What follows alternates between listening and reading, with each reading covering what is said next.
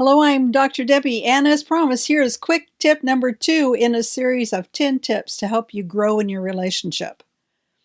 Do you remember how excited you were when you first realized you'd found the love of your life? You walked around with a smile on your face all the time. You couldn't wait until you were together again. And when you were together, the time flew by. But you wanted every precious moment to linger longer. The good news is your love is still longing for your presence. More than likely, a lot of water has passed under the bridge since you first fell in love. The glow has faded, along with those joy-filled butterfly feelings you had at the very thought of your love. Now you just go through the motions, surviving, existing, alternately dealing with both the drama and the boredom of daily life. You need an intentional reset. So here it is. Quick tip number 2.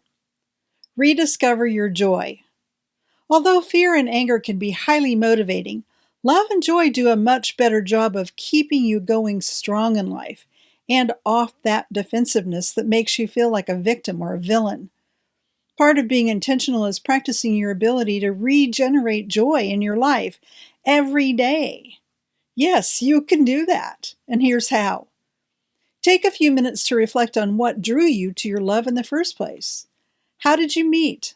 Did a friend introduce you? Did you meet online? Were you actively looking for someone, or was your meeting a total surprise? Where did you meet? At school, church, work, an event, Starbucks? In your hometown, on vacation, on a business trip, or a school trip? When did you meet? How old were you? Did you first meet in the morning, afternoon, or evening? Spring, summer, winter, or fall? Why were you interested in your future mate?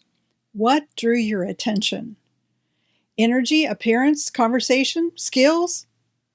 And then who made the next move, and how long did it take? If it was you, were you nervous? How nervous?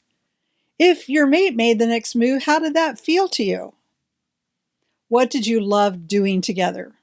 Dinner, dancing, church, movies, picnics, horseback riding, taking walks, going for a drive. Pause right now and write down your answers and be as detailed as possible. Allow yourself to feel the joy you felt back then. You got into this relationship for a reason. Finding the joy will help you remember what it was. Now, this is a fun one, so if you like, post your answers in the comments below. And remember, I'm here to help, and I'll see you in the next video with quick tip number 3.